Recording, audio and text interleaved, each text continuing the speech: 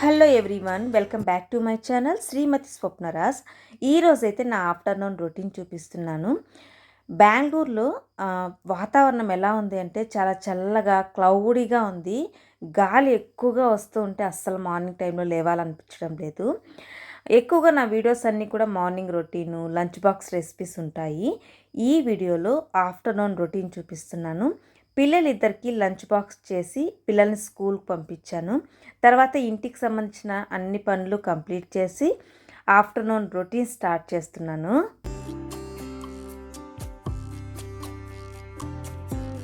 ఈ వీడియోలో Karnataka special recipe ఆకుకూరతో బస్సారు. చాలా ట్రెడిషనల్ రెసిపీ అండి. చేసుకోవడం అయితే చాలా ఈజీ. నాకు తెలుసు కూడా చాలామంది వారానికి 2 రోజులైనా ఈ బస్సారు చేసుకొని తింటారు. అంత హెల్తీ అనమాట. అలాగే నా టాల్ యూనిట్ చూపించమని చాలామంది కామెంట్స్ వస్తున్నాయి.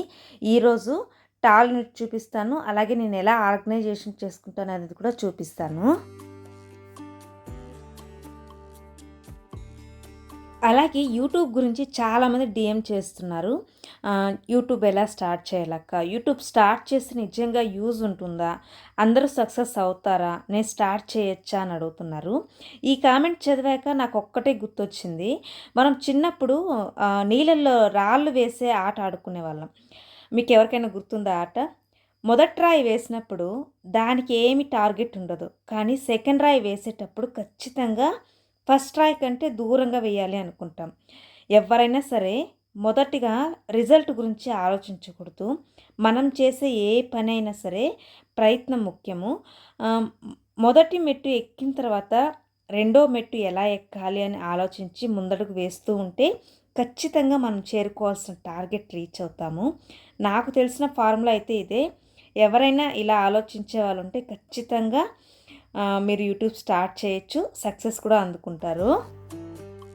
ఈ బస్సారు చాలా రుచిగా ఉంటుంది. ముద్దకు కానివ్వండి, అలాగే అన్నానికి కూడా. ఈరోజు ఆకుకూర మరియు పప్పును నేను యూస్ చేసి ఈ బస్సారు చేస్తున్నాను. ఈ బస్సారు కోసం ఇక్కడ నేను కందిపప్పు తీసుకున్నానండి. మీరు కావాలి అంటే ఎండిన అనపగింజలు కూడా యాడ్ చేసుకోవచ్చు, లేదా పెసరపప్పు యాడ్ చేసుకోవచ్చు. నేను ఇక్కడ ఒక చిన్న గ్లాస్తో పప్పు తీసుకున్నాను. క్లీన్గా వాష్ చేసి నీరు పోసి రుచికి తగినంత ఉప్పు యాడ్ చేసి ఉడకడానికి పెట్టుకుంటున్నాను. ఈ పప్పు ఉడికేలోపు ఇంకో సైడ్ మనం ఆకుకూరను రెడీ చేసుకున్నాము. వాటర్ కొద్దిగా ఎక్కువగా పోసుకోండి. ఆ వాటర్తోనే మనము చారు రెడీ చేసుకుంటాము. ఇక్కడ నేను దంటాకు ఒక కట్ట తీసుకున్నాను. బాగా వాష్ చేసి కట్ చేసి పెట్టుకోవాలి. ఈ వంట చేసేటప్పుడు నిజంగా ఈ రెసిపీ మీకు అస్సలు టైం వేస్ట్ అవ్వదండి. 1 by 1 ప్రాసెస్ అలా జరుగుతూ ఉంటుంది.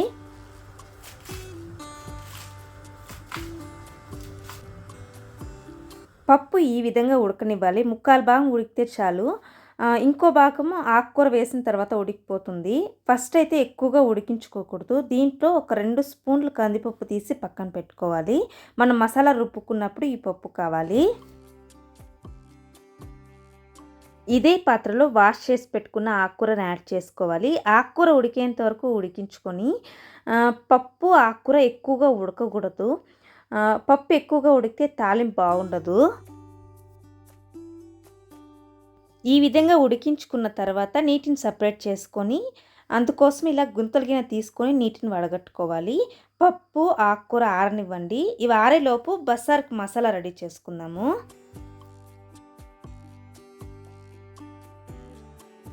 మసాలా కోసము ఒక బాండ్లీ పెట్టుకొని ఒక 2 స్పూన్ల ఆయిల్ వేడైన తర్వాత ఒక గడ్డ వెల్లుల్లి రెప్పలు యాడ్ చేసుకోవాలి. దాంతోపాటు ఒక మీడియం సైజు ఆనియన్ కూడా యాడ్ చేసుకోవాలి. ఈ ఆనియన్స్ని తెల్లగడ్డని ఒక్కసారి అలా ఫ్రై చేసుకోండి. దీంట్లో ఇప్పుడు ఒక స్పూన్ జీలకర్ర, అర్ధ టీ స్పూన్ మిరియాలు, ఈ 2 బస్సార్కి మెయిన్ ఇంపార్టెంటు. వీటి మిక్స్ చేయకూడదు. ఒక 3 ఎండుమిర్చి యాడ్ చేసుకోండి. వీటితో పాటు ఒక టమాటా కట్ చేసి వేసుకోవాలి. టమాటా సాఫ్ట్ అయ్యే వరకు ఫ్రై చేసుకోవాలి. సాఫ్ట్ అయిన తర్వాత స్టవ్ ఆఫ్ చేసుకోవాలి. ఆరడానికి అలా కొంతసేపు వదిలేయండి. పూర్తిగా చల్లారనివ్వాలి. ఇక్కడ నేను ఒక మిక్సీ జార్ తీసుకొని హాఫ్ కప్ పచ్చి కొబ్బరి యాడ్ చేసుకుంటున్నాను. ఇది ఆప్షనల్, మీకు ఇష్టం లేకపోతే వేరుశనగ గింజలు యాడ్ చేసుకోవచ్చు. దీంట్లో టమాటో, ఆనియన్ ఫ్రై చేసుకున్నాం కదా, అవి కూడా వేసుకొని కొద్దిగా కొత్తిమీర, కొద్దిగా కరివేపాకు, దీంతో పాటు పెద్ద నిమ్మకాయ సైజ్ అంతా చింతపండు యాడ్ చేసుకోవాలి. దీంట్లోని 1½ టీ స్పూన్ సాంబార్ పౌడరు, మీరు ఇంట్లో ఏది యూస్ చేస్తే అది యాడ్ చేసుకోవాలి. అలాగే దీంట్లో ముందుగా తీసి పెట్టుకున్నాం కదా కందిపప్పు 2 స్పూన్లు, అది కూడా యాడ్ చేసుకొని కొద్దిగా నీరు పోసి ఫైన్గా పేస్ట్ చేసుకోవాలి. ఈ మసాలాను నీరు సపరేట్ చేసి పెట్టుకున్నాం కదా పప్పు ఆకుకూరది, ఆ నీళ్ళల్లో ఈ మసాలా వేసి బాగా మిక్స్ చేసుకోవాలి. దీన్ని స్టవ్ పైన పెట్టి ఒక పొంగు వచ్చే వరకు ఉడికించుకోవాలి. ఈ టైంలో ఉప్పు చూసుకోండి, ఉప్పు సరిపోకపోతే యాడ్ చేసుకోండి.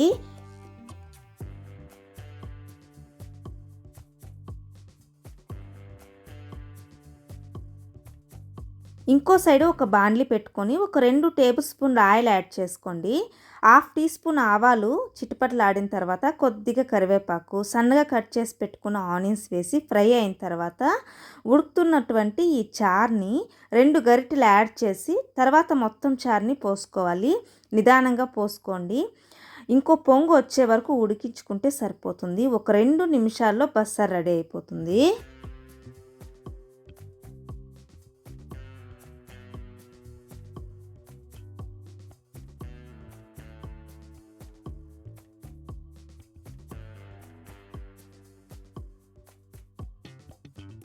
ఇప్పుడు ఫ్రై ఎలా చేసుకోవాలో చూద్దాము. బస్సార్ చేసేలోపు ఆకుకూర వేడంతా తగ్గిపోయింది. ఈ ఆకుకూరలో నీళ్ళంతా పిండేసుకోవాలి, అప్పుడే ఈ తాలింపు టేస్ట్గా ఉంటుంది. ఈ విధంగా నీరంతా పిండేసుకోవాలి. దీనికి ఇప్పుడు తాలింపు పెట్టుకుందాము. ఒక బాండ్లీ పెట్టుకొని 3 టేబుల్ స్పూన్ల ఆయిల్ యాడ్ చేసుకొని ఒక 1/4 టీ స్పూన్ ఆవాలు, ఒక మీడియం సైజు ఆనియన్ సన్నగా కట్ చేసి యాడ్ చేసుకోవాలి. మరియు ఒక 5-6 వెల్లుల్లి రెబ్బలు దంచి యాడ్ చేసుకోండి. 5 ఎండుమిర్చి తుంచి వేసుకోవాలి. కరివేపాకు యాడ్ చేసుకోవాలి. ఇవన్నీ వేసుకున్న తర్వాత ఆనియన్, గార్లిక్ని ఒక్కసారి ఫ్రై చేసుకోండి. ఈ విధంగా ఫ్రై అయిన తర్వాత ఆకుకూరని దీంట్లో యాడ్ చేసుకోవాలి. ఆకుకూర వేసిన తర్వాత స్టవ్ మీడియం ఫ్లేమ్లో పెట్టుకొని ఒక 3 నిమిషాలు ఫ్రై చేసుకుంటే ఆకుకూర తాలింపు రెడీ అవుతుంది.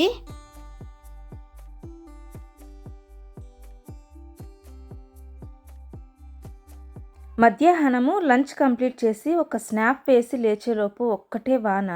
ఆ వానకు నిద్రమత్తుకు ఒక కాఫీ తాగాలనిపించింది.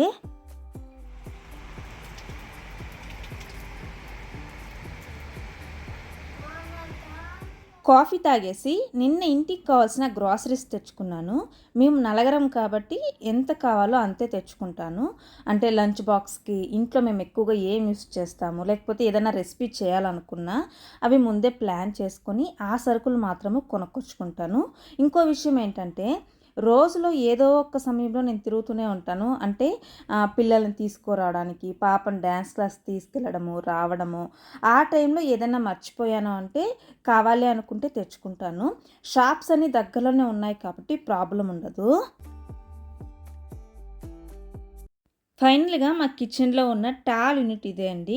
కొంతమంది ప్యాంట్రీ యూనిట్ అని కూడా అంటారు. ఇంటీరియర్ వర్క్ చేసేటప్పుడే ప్లాన్ చేసి పెట్టించుకున్నాము. ముందుగానే నేను మినీ వ్లాగ్లో, లాంగ్ వీడియోలో చూపించాను కదా, home made liquid, cleaning liquid, దాంతోనే శుభ్రంగా టాల్ యూనిట్ అంతా క్లీన్ చేసి పెట్టాను. అలానే నేను యూస్ చేసే గ్లాస్ జార్స్ కానివ్వండి, డబ్బాలు, స్టీల్ డబ్బాలు ముందుగా క్లీన్ చేసి పెట్టుకున్నాను. ఈ టాల్ యూనిట్ ఉండడము నిజంగా యూస్ఫుల్ అని కొంతమంది కామెంట్లు అడిగారు. ఖచ్చితంగా అండి. ఇంకా చెప్పాలి అంటే కిచెన్ స్పేస్ తక్కువగా ఉంటే ఇలా ఒక్క టాల్ యూనిట్ పెట్టుకున్నామంటే చాలు, ఆల్మోస్ట్ 50-60% ఒక మిడిల్ క్లాస్ ఫ్యామిలీకి సరిపోయే గ్రాసరీస్ అంతా కూడా ఈజీగా సర్ది పెట్టుకోవచ్చు. తెచ్చిన గ్రాసరీస్ అన్నీ కూడా ఫిల్ చేసి పెట్టుకున్నాను. మిగిలినవన్నీ ఎక్స్ట్రా ఉన్నవి ఇలా ఒక బాస్కెట్లో పెట్టుకుంటాను. డబ్బాలో ఉన్నవి అయిపోతే మళ్ళీ వీటిని రీఫిల్ చేసుకుంటాను.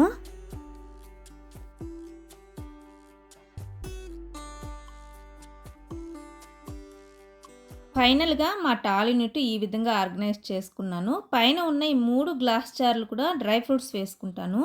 సరుకులు తెచ్చుకున్నప్పుడు మార్ట్లో చూశాను, కాకపోతే రేట్ ఎక్కువగా ఉంది. హోల్సేల్ షాప్లో అయితే తక్కువగా దొరుకుతాయి. బయట వెళ్ళినప్పుడు తెచ్చుకుందాంలే అని వచ్చేసాను. అందుకే ఈ 3 జార్లు ఖాళీగా ఉన్నాయి.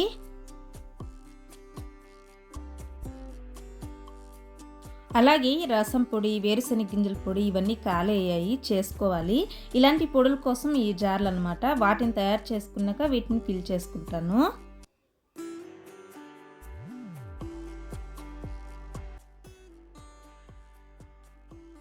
నా దగ్గర ఉన్న వాటితోని నేను ఈ విధంగా ఆర్గనైజ్ చేసుకున్నాను. ఈరోజు రెసిపీ అలాగే నా ఆర్గనైజేషన్ ఎలా ఉందో కామెంట్లో చెప్పండి. వీడియో నచ్చితే మాత్రం మర్చిపోకుండా సబ్స్క్రైబ్ చేసుకోండి. Thank you so much for watching.